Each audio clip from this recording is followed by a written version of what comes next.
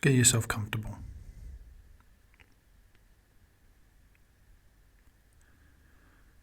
Just relaxing your shoulders, your hands, your legs, your toes. And just gently bring some attention onto the movement of your breath. And as you breathe in on this next breath, just saying in. And as you breathe out on this next breath, saying out. You breathe in and say in. And breathe out and say out. In, out. Enjoy.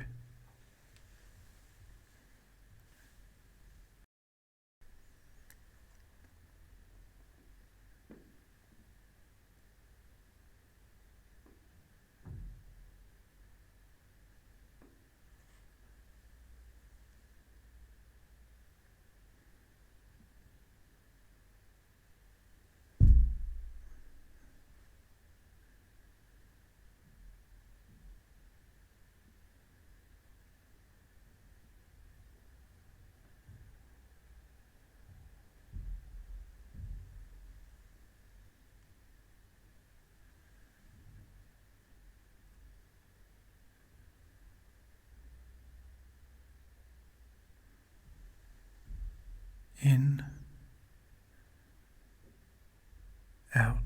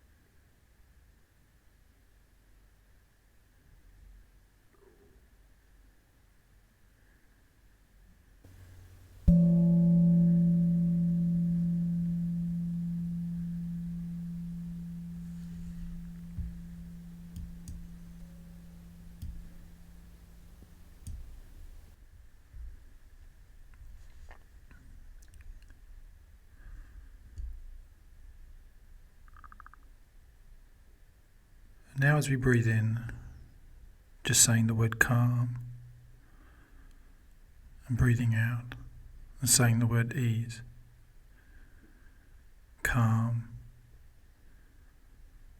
ease. Enjoy.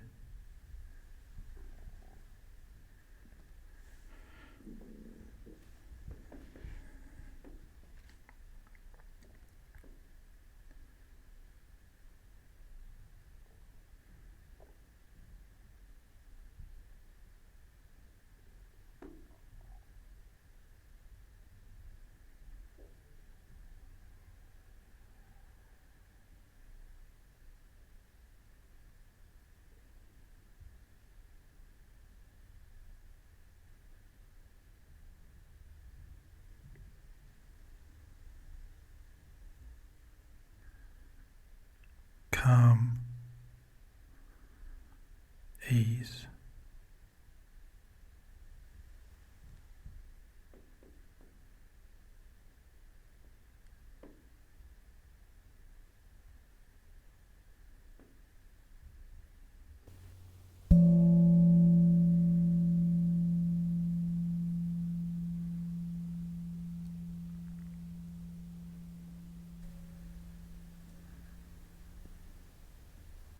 Now, as you just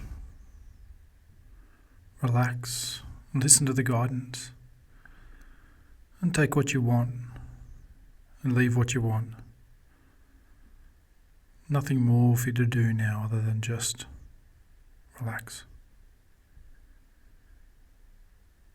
We are one of the most advanced species. We're the most advanced neurological system on this planet. It is truly incredible how this mind of ours works. It's an enigma. No one truly knows.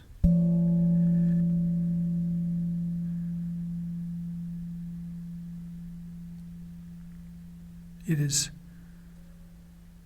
a paradox how we define ourselves by it and it alone. We see and expect people to see things as we do, although we forget how we see things will always be different. And this is beautiful. This is incredible. This allows us to be who we are, or at least gives us the opportunity to be who we are, to recognize our incomparableness. Although too often we get identified with the way we think, or at least the way we have interpreted our environment. We view our environment through how we are feeling in that moment, not as who we are. We get so identified with our thought, it shapes and magnifies our external environment. This identification with our thoughts and feelings shape our world, when in reality it is just something that is moving through our world. And next time you're stood outside, try and hold on to the breeze. I promise that will get you just as frustrated as stopping thinking. Or get a lasso out and try and catch a cloud as it passes by. Impossible.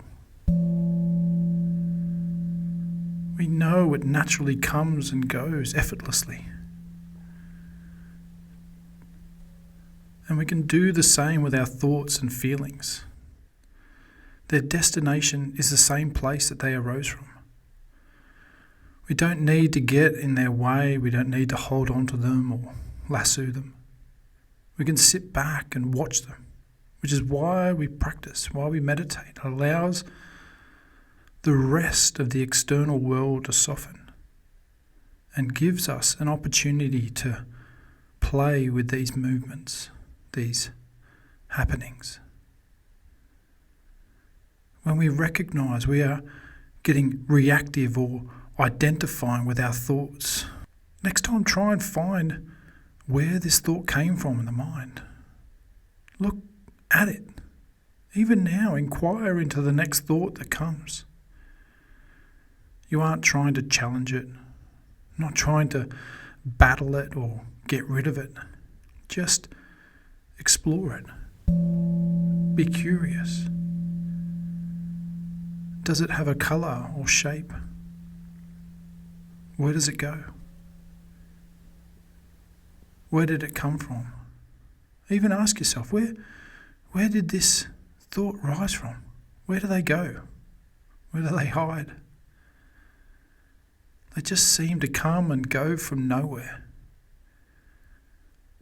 And there is no need to get in their way.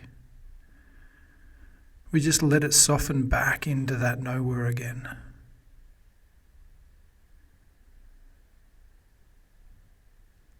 Our process of managing our thoughts have become overwhelming and something we feel like we need to stop because we believe that we can. We have completely identified with our thought process and begin to see our world through the lens of these thoughts and feelings. And this is where our problem lies. A lot of how we think has been manipulated by our environment, by people, by advertising, news and social media external to us. We aren't thinking for ourselves, we're letting other people think for us, controlling our environment, controlling our lens, our view on this world. And we just let them, without a second thought. We let them drive comparisons, drive judgments. We let them control our level of self-worth and self-esteem. And even now, as you listen, you may be identifying with my words. Maybe it's good, maybe it's bad. And this thought begins to create emotion in you. I, not anyone, should have this power, not without your agreement. We shouldn't allow anyone to leave their footprints in our mind. We can listen, but we can choose. We can feel, but we can choose. Now, if we are listening and reacting blindly, then this is not choice. This is like the owner dragging its dog around by the collar, when all that dog wants is freedom. And this freedom is yours to take too, or ours to take too. If we soften our identification and bring in our own choice, choice is the space between the stimulus, the thought, and emotions. It allows you the freedom to guide your own life rather than be guided by others. If I was to ask you, and let's do this, I want you to answer this question. What is the most important thing to you right now? Right now in this moment? Think. If the answer was anything other than being alive, then I'm sorry, but you're focusing on the wrong thing. We believe it is everything else, but nothing else matters other than the fact that you're living, breathing, alive. How can you do anything else without this life, this breath, this moment? That is why so many teachers talk about it, that what we do now matters most. Our problem is what we think and feel is more important than life. Our emotions are more important than everything else. We exist rather than live. We live from one stimulus to the next with our judgment on whether this stimulus is good enough. And this judgment takes us out of living, both good and bad. When we're judging, we're not living. We are comparing something that has happened and now stuck on that. Or we're comparing what we had hoped would happen and didn't measure up to and get stuck on that too. We forget whether good or bad, whatever it is, just is. We don't need to judge it. We lose perspective of who we are. We think one loss, one circumstance, one event, and it ruins our whole world, our whole universe in reality. We don't just see it as an event, a circumstance, another happening. Our whole universe gets defined by this thought about the happening, and it becomes so narrow. Our whole universe gets defined by this thought about the happening, and it becomes so narrow, so small, and we feel that constriction. When in reality you are the whole universe, it breathes with you, even now. You have a choice. Narrow your world down to a bad thought, a bad emotion, or let yourself be who you are already, the inexhaustible one. We try too hard to create the perfect thoughts, the perfect emotions, the perfect life, and trap ourselves. We turn our own intelligence against ourselves. We continue to fire that second arrow over and over again. So much is focused on what is bad in our world. And this is where we need the space of choice. We forget to experience the beauty of our world, the wonder of our world, the awe of our world. And instead we experience it through our thoughts and how these thoughts make us feel. So give as much space to each thought as you need. Give as much room to make a choice. Some days will be better than others, but as Pema Chodron says, fail forward always. fail forward. You are worth it. You are worth it. You are worth it. For this space, it just takes one thing. Practice. Repeat over and over. Breathe. Inquire. Self-care.